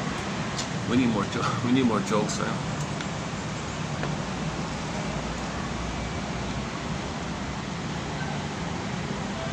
Let me check the time here. Actually, the lighting is... I have a hard time with lighting. The lighting is pretty... It seems quite clear. So let me check the battery. 440. 47% of the battery. The battery's holding up here. All right. Oh, look at that. The battery's holding up. And this is even still holding up. Hey, look at that. But my Wi-Fi's not. It's a no service. This is son of a guy. I just had it fixed yesterday, and it was working. And now I come here, it doesn't work. Okay, never mind. And that's I miss being able to read out. It doesn't read out. I want the phone to read out the quotes. It reads it out more smoothly. Rumpelstiltskin. Oh. The evil and vengeful dwarf who vanishes when his name is known. So, depending on our metapsychological bent, we unearth infantile experience, our fantasy of experience, early evidence of parental empathic failure, fear of separation and loss, Oedipal conflict. And when the name is named, we expect the exorcism to occur. And yet, sometimes the magic doesn't work, even when the explanations qua interpretations seem patently true. Why not? It is the relationship with the therapist around the interpretation which matters. I do believe that the most reactionary metapsychology can be used respectfully by a respectful analyst, and the most ostensibly benign and humanistic metapsychology can be used coercively by a manipulative analyst. The metapsychology does not readily constrain the therapist. As the National Rifle Association is wont to say, guns don't kill people, people do. Perhaps it is not interpretations that are destructive, but analysts. The task in therapy may be seen as getting the patient to acknowledge, to own, awareness that has been selectively inattended. The intrapsychic view is that the patient is resistant to awareness because of his intrinsic defenses against knowing what there is to be known. The interpersonal view is that the patient resists awareness because she has always been, and still is with the analyst, in repatientships which preclude awareness because awareness provokes anxiety in all present. As someone once said, the essence of hard science is, who would have thought? Whereas the essence of the social sciences is, well, now that you mention it. Once one thinks of it, it is inconceivable that the crucial question was not asked. If one considers the patient-therapist relationship as a complex matrix of interpersonal events with strategies, evasions, and inattentions, then her experience with Dr. Sandler is more understandable as a replay, in the room, of the very sort of interaction which has made trouble for her and still does. Patients, instead of simply talking to us, begin to listen to themselves talking to us, and discover that they are other than they thought they were. A neurosis, it must be remembered, however bad, is always better than something else. However discomforting, works with a high degree of redundancy. It is a compromise solution. Neurotic strategies, albeit constricting, are extremely redundant, with highly predictable outcomes. If you are afraid of being unloved and rejected, an interpersonal strategy that alienates everyone is comforting in its predictability. Levi-Strauss. Called myth a machine for stopping time. A neurosis is equally a machine for stopping time. That is, the patient remains, like Peter Pan, lost but forever young. Sometimes, after a therapeutic advance, a patient will noticeably fall into time, begin to think about aging and change. Being an adult, after all, has its shortcomings. Even a neurotic childhood has its compensations, namely, the security of the familiar. Moreover, leaving behind one's childhood means giving up revenge. The tattered rags, the stigmata of one's childhood, are both a powerful reproach bearing witness in a way that is hard to relinquish, and a cry for further reparations. E. Levinson TQ 3305. Let me see if I can get it to start at the beginning and slow it. Let me slow it down a bit. Let's see if it's really working again. Yes, sir.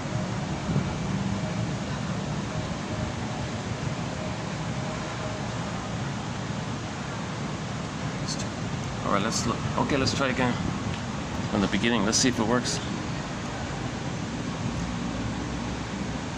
The metaphoric patterning applies to his life, his therapy, his history with his family, my life, and my interaction with him. Correlating the patient's present with past fantasies or past experience, or correlating a dream with current content, is intrinsically a metaphoric art, literally a carrying over of meaning. Hofstadter said that, the more different manifestations you observe of one phenomenon, the more deeply you understand that phenomenon, and therefore the more clearly you can see the vein of sameness running through these different dyings. Hofstadter, 1985. It is possible that increased awareness of this patterning is the key to therapy. Bernowski said that, every act of imagination is the discovery of likenesses between two things which were thought unlike. I don't know why an act of imagination should make for change, but as this patterning becomes more detailed and more in focus, patients do seem to shift. Possibly awareness is in itself mutative. More likely, awareness stimulates small incremental changes in participation. Small inputs may indeed cause large shifts. According to the famous butterfly effect of chaos theory, there is a fusty academic joke that goes like this: René Descartes is ordering tea in a restaurant. The waitress says, "Sir, would you like lemon or milk with your tea?" Descartes reflects, and says, I think not, and disappears. Edgar Allan Poe's famous story, The Purloined Letter. A document of vital significance to the resolution of a crime is left sitting totally in the open, in the most obvious location, indeed, so obvious that no one thinks to look there. It is hidden by being exposed. We prefer to believe that. We are arriving at something really buried down deep, arcane and ominous. This is what has been called the Rumpelstiltskin fallacy, Rumpelstiltskin. The evil and vengeful dwarf who vanishes when his name is known. So, depending on our metapsychological bent, we unearth infantile experience, our fantasy of experience, early evidence of parental empathic failure, fear of separation and loss, Oedipal conflict. And when the name is named, we expect the exorcism to occur. And yet, sometimes the magic doesn't work, even when the explanations qua interpretations seem patently true. Why not? It is the relationship with the therapist around the interpretation which matters. I do believe that the most reactionary metapsychology can be used respectfully by a respectful analyst, and the most ostensibly benign and humanistic metapsychology can be used coercively by a manipulative analyst. The metapsychology does not readily constrain the therapist. As the National Rifle Association is wont to say, guns don't kill people, people do. Perhaps it is not interpretations that are destructive, but analysts. The task in therapy may be seen as getting the patient to acknowledge, to own, awareness that has been selectively inattended. The intrapsychic view is that the patient is resistant to awareness because of his intrinsic defenses against knowing what there is to be known. The interpersonal view is that the patient resists awareness because she has always been, and still is with the analyst, in relationships which preclude awareness because awareness provokes anxiety in all present. As someone once said, the essence of hard science is, who would have thought? Whereas the essence of the social sciences is, well, now that you mention it. Once one thinks of it, it is inconceivable that the crucial question was not asked. If one considers the patient-therapist relationship as a complex matrix of interpersonal events with strategies, evasions, and inattentions, then her experience with Dr. Sandler is more understandable as a replay, in the room, of the very sort of interaction which has made trouble for her and still does. Patients, instead of simply talking to us, begin to listen to themselves talking to us, and discover that they are other than they thought they were. A neurosis, it must be remembered, however bad, is always better than something else. However discomforting, works with a high degree of redundancy. It is a compromise solution. Neurotic strategies, albeit constricting, are extremely redundant, with highly predictable outcomes. If you are afraid of being unloved and rejected, an interpersonal strategy that alienates everyone is comforting in its predictability. Levi-Strauss. Called myth a machine for stopping time. A neurosis is equally a machine for stopping time, that is, the patient remains, like Peter Pan, lost but forever young. Sometimes, after a therapeutic advance, a patient will noticeably fall into time, begin to think about aging and change. Being an adult, after all, has its shortcomings. Even a neurotic childhood has its compensations, namely, the security of the familiar. Moreover, leaving behind one's childhood means giving up revenge.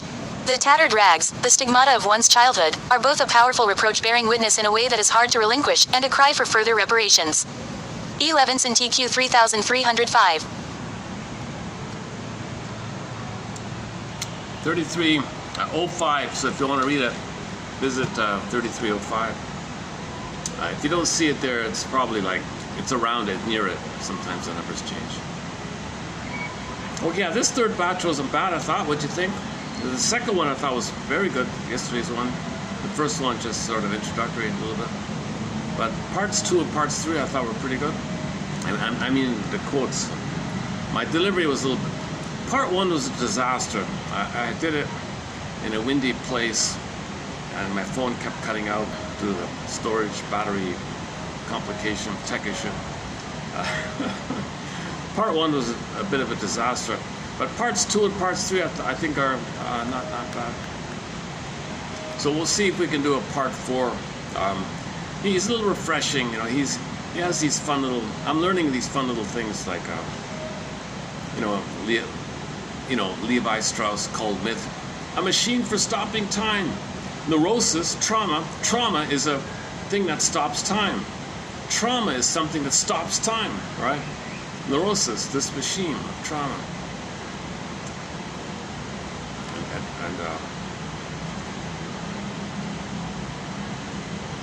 And the butterfly, the joke, Descartes. The waitress says, "Mr. Descartes, would you like lemon or milk with your tea, sir?" I think not. Poof, he disappears.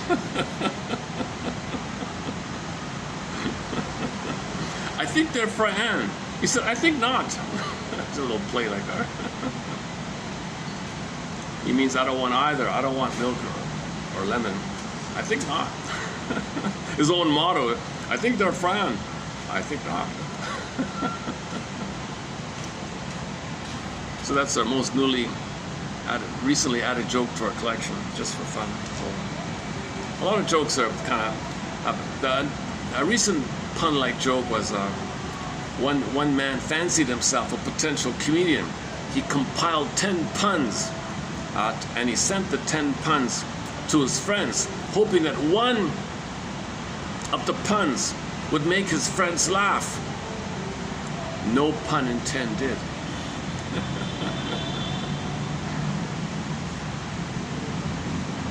Oh, my phone, it's working. For the longest time, this wasn't working. Now it's working.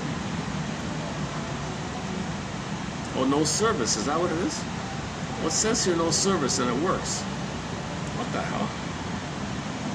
Oh, let's let these people pass here. 1 second. Wait a second.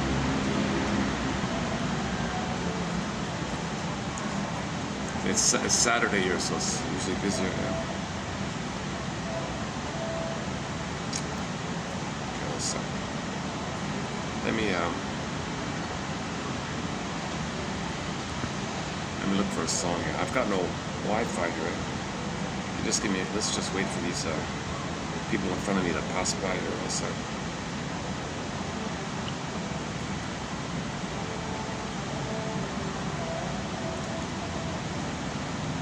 Nayan Cabal,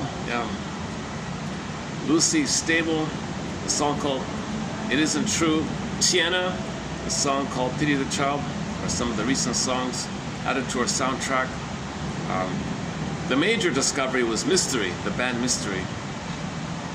Great band. We now have 4 songs by them. 2 of them in particular are incredible.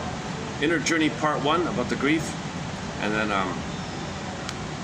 another one called Behind the Mirror. It's a good song too. See, everybody's behind the mirror, right? Next stop, behind the mirror.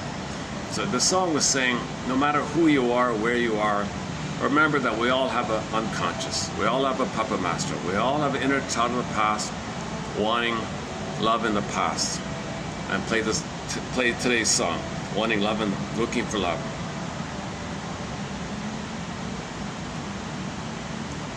You see, it can be, you may look for love in a kind of a coded way.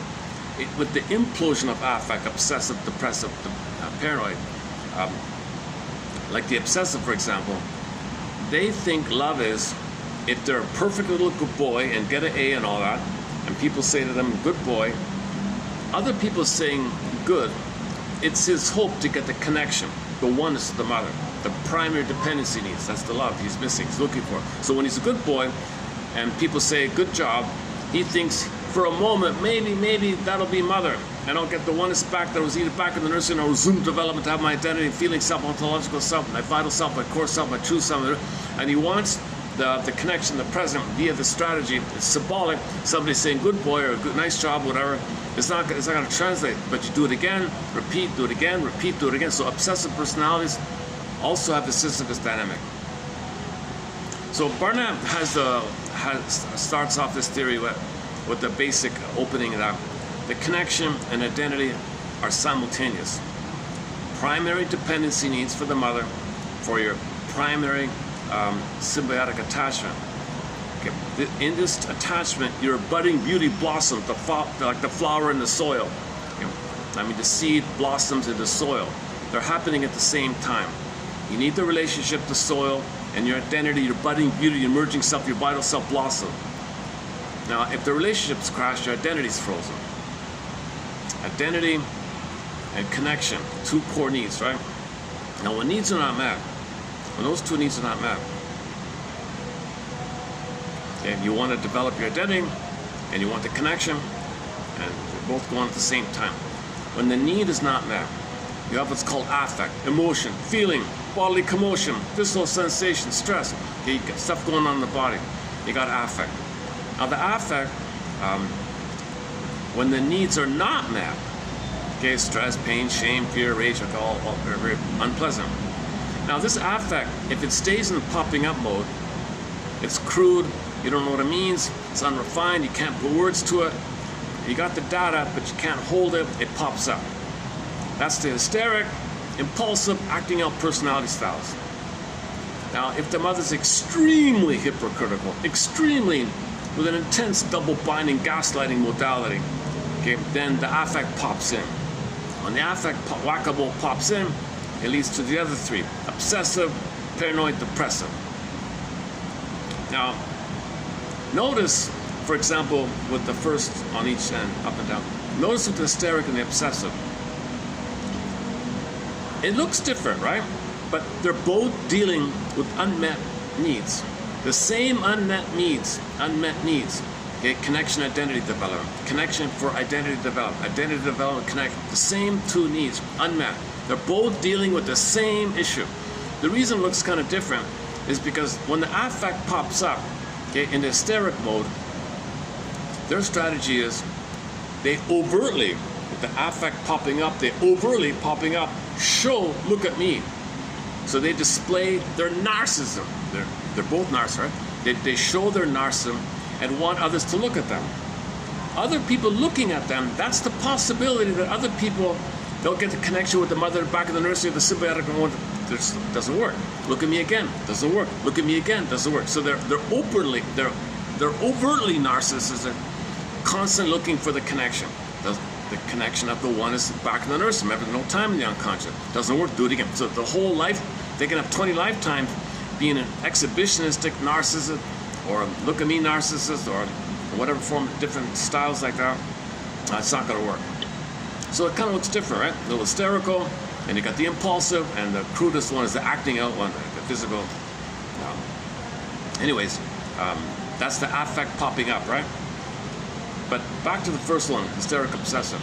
If the affect pops in, the obsessive covertly hides his narcissism and takes refuge in minutiae and details and trifles and does obsessiveness, OCDism, or addictive, or whatever. And he hopes that if he specializes in minutiae and gets an A and he's perfectionistic in some minutiae, no proper thinking, no logical thinking, because that'll make links, which leads to feelings he can't feel. As a defense against feeling, he fragments his thinking. He won't have logical thinking. He'll have obsessive thinking. Obsessive thinking is limited to the minutiae area. So, as a defense against feeling, he doesn't want to think. Because proper thinking with links brings the feeling. He doesn't want the feeling, so he won't do proper thinking. So, to not do proper thinking, you engage in something called obsessive thinking. Okay, OCDism, and all that. So, the obsessive will hide covertly his narcissistic inside like that, doesn't show it, but wants others to say how nice, how perfect he is. Okay. So he's kind of like introverted, like kind of quiet like that. And other people say, what a good boy. So it's the same needs, right? He wants his identity developed, he gets connection, other people say, good boy, connects, he can blossom. The hysteric shows it openly. People look at them. They're still both trying to get the needs met. Just different flavorings of how it's being approached. The hysteric approaches the repetition compulsion to overtly show narcissism to get attention. Okay. No, remember, no time. How to go again? What do you say? Time froze. What was it again? What was today's line again? No, freezes time. Hang on a sec. What was the line again about frozen time? Hang on a sec. Yeah. Okay. Neurosis is equally a machine for stopping time. Yeah. So an obsessive has time stopped. Hysteric has time stopped. The time of when you needed connection for his identity to develop. They both have stop. But when the affect that communicates that your need wasn't met pops up, the personality shows in that way of openly showing your narcissism to get connection. Time stops. They do it forever. The obsessive cannot feel. They cannot show feeling. So take refuge in obsessiveness, and people say, "Oh, look how perfect! He did that perfectly. He filled everything. He filled the form perfectly. Oh, good boy." And somebody says he's a good boy. So that good boy comment from others, he thinks might be the moment he can get the connection of the blissful oneness of the mother. Doesn't work, do it again. Doesn't work, do it again. Doesn't work, do it again. Sisyphus. All these dysfunctional patterns are Sisyphuses. You repeat, hope for a better past. That's why you intervene and say to yourself, give thee all hope for a better childhood past. Give thee all hope for having been loved and getting those needs met. Don't keep still trying to get it. It's not going to work. If you keep still trying to get it, it's mindless repetition. Now, if you observe yourself, you got a chance out. If you shine a lantern, Emily Dickinson, I have a lantern. You got a chance. That's the observing ego, where you observe your experiencing self. And then you got a chance, like you have that double kind of.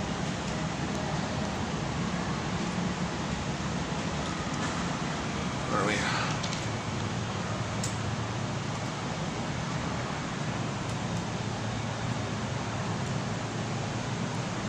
Okay. I think I can go back to. Well, unless people are sitting there. Or just wrap it up. Start to wrap it up here. Just wrap it up here. Yeah, the wind, and now the wind let up. The breeze let up here. Okay. Okay, submitted for your approval and consideration. Check out 3305. See if there's anything in here. So we said how many points were there here? Let's see. 1. Okay, about the metaphor idea. That's sort of together, right? So 1.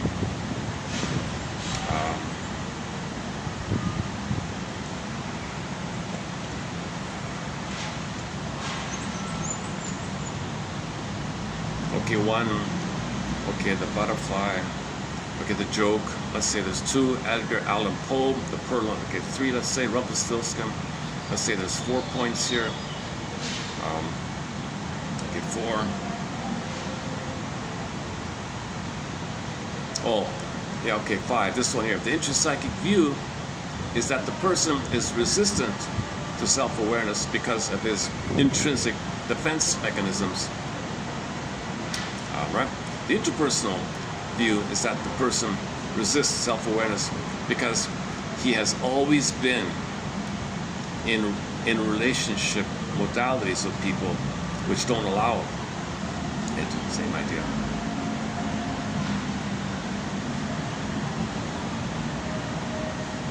Who would have thought? So when somebody invents something, right? Who would have thought? Wow. But for self-awareness, I never thought of that. It was right there all along, the purloined letter. Okay, the time one. Okay, let's just say there's a good 6. Let's just say there's a good 6 points in here. See if one of these 6 are of interest. If not, go to yesterday's one, where you just say to yourself, on the one hand I feel, okay, but on the other hand I feel. Now experiment with the conjunction there. You can say, on the one hand I feel, and another part of me feels. Or or a part of me feels this, while at the same time I feel such and such. So you want to find a way that the second round of what you feel is deeper and is more truer. The first one just is like a little defensive. Okay, you calm down, buy some time. On the other hand, I feel the deeper one, right? So let me try to. On the one hand, I feel a little delight at the scenery here with the clouds and my new corner spot here. On the one hand, I feel sort of a little delight, let's say, with my scenery here, and finding this little nook here. And I wasn't too busy today. But on the other hand, I feel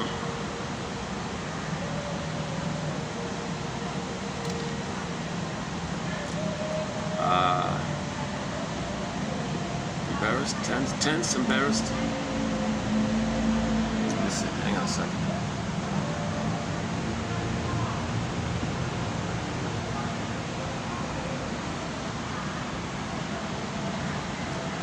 Yeah, the anxiety of criticizing myself. Did I do a good job in this video?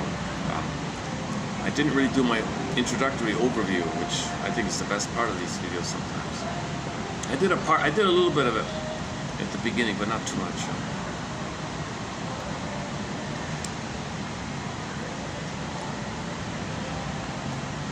Oh, okay. I wanted to play more of that music.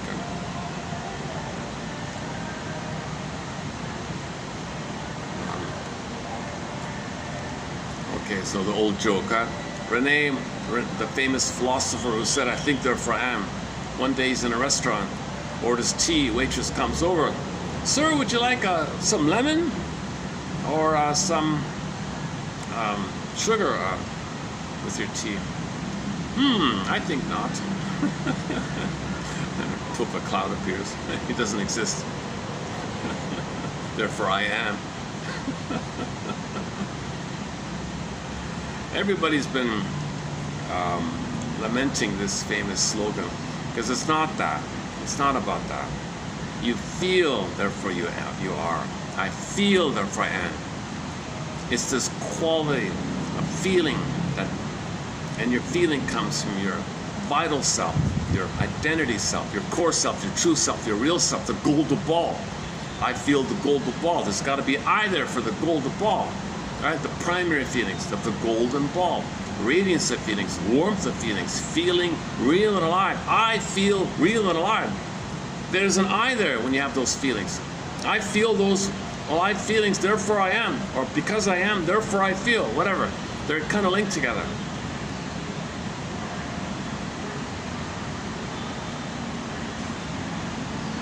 Now, if you want to borrow his slogan, "I think therefore I am," you can maybe say, I think truthfully about what I'm experiencing.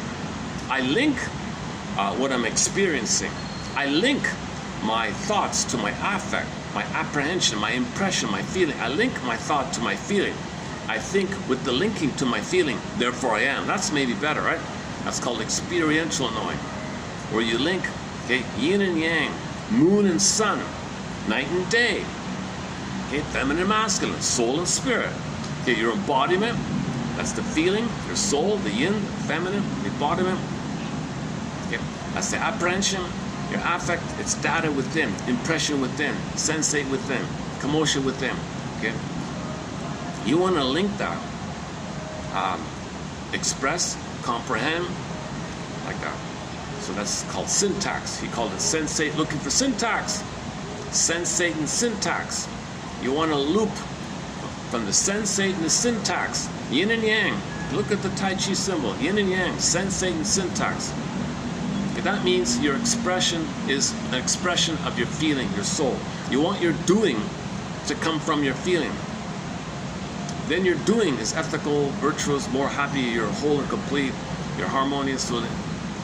Okay, Kristen Wilson's line, if you're not connected to yourself within, if you're not connected to your sense of self and your feeling self, your body, okay, you don't have your sense of self, then you're not going to make sense. You're not making sense. And it's disembodied discourse that causes all these problems. Yeah, we haven't played that speech in a long time. Should we play it? It's a good speech, eh? It's about 10 minutes long. Should we play it? Yes. How's the battery? Oh, it's 20. Oh, okay, 25%. Oh, my might not make it. I've only got about 10 minutes on the camera left. Okay, I'll play it next time. There are a few copies of it in this channel. It's a 10-minute speech called "Ooh My Soul" by Kristen Wilson. She combines theater, therapy, and her inspirational talk. She did it at a conference back in the 80s, an old speech from the 80s. Hard to find. There's only one copy, one surviving copy. You got to dig around. It's in the Radio for All website, but even there it's hard to find. Look for an old program called Gleanings of the Earth. Okay, it was a series of shows. The episode entitled Earth, Air, Wind, Fire, and in that 30-minute episode, there's a 10-minute speech of hers called "Ooh My Soul, Ooh My Soul, My Soul." The conclusion was, when we get back our feelings, okay, everything will be okay again. The problems we have out there because we're not feeling. We're enraged, we're entitled, we're greedy because we're not feeling. We're angry because we didn't get love to feel. That's why we're angry. We're destroying the planet out of anger because we didn't get love to feel. If we feel, we're okay. That's the whole message of her speech. We want to get back our feelings. Okay. Robert Bly says the way to do it is admit the loss. Grief is the doorway to your identity and feelings. So confess the loss. Confront this complicated grief, aggravated grief, okay, inability to mourn, complex bereavement disorder, ambiguous loss, persistent loss. Okay, where you deny a loss.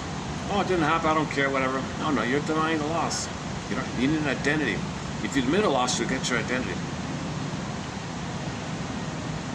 So a good place to start is our Mystery. The band Mystery out of Quebec. They have a song called The Inner Journey Part 1 from an album entitled Theater of the Mind. That's how I first discovered them. Theater of the Mind. Somebody made a reference to the CD, Theater of the Mind. So I took a peek at it. Oh my God. They're excellent. They're a great band. Mystery out of Quebec. 8 albums from the 90s till present. And we have 4 of their songs now.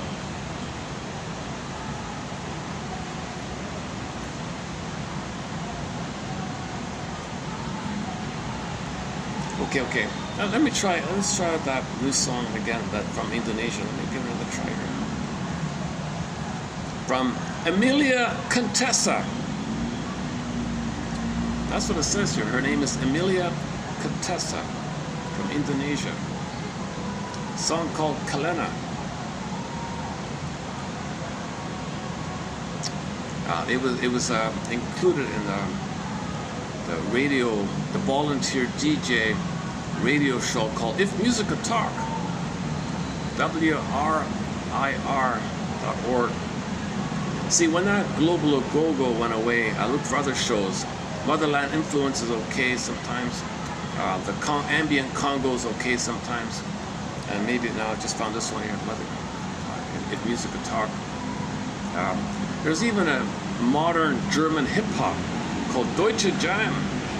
A very spunky young lady from Germany is putting out there for the world, hey people, you won't believe it, but there's some excellent modern, like today modern, really good hip-hop in the German language. So you'll hear modern German hip-hop called Deutsche Jam. Okay, a warning. She has this annoying habit of singing along with the song. Like, she's so excited. She speaks German. She's a German speaker. She sings along with the singer. For Pete's sakes, let the singer do his job. Don't interrupt her. But I gotta sing along with it. It's my show. I'm the volunteer. I want to do what I want. I'm having fun here. Leave me alone. Don't complain. I want to sing along. Okay. When this song ends by Miss Emilia Contessa from, it's funny because one of the birds here is known as the Javanese bird, the dove, the Javanese dove from Indonesia, and she's from Indonesia here. A song called Kalena. It's either Kel-Anna or probably Kalana, right? Okay. All right. When the song ends, I'll just stop on. Let me see if I can move over to the road there. I won't leave my stuff unattended here. So what's up?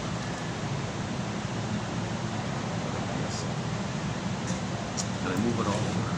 Let's take a peek here. Is somebody gonna? The camera's right there. No one's gonna steal my stuff. Okay, let me just carry the bag down. I'll leave the chair.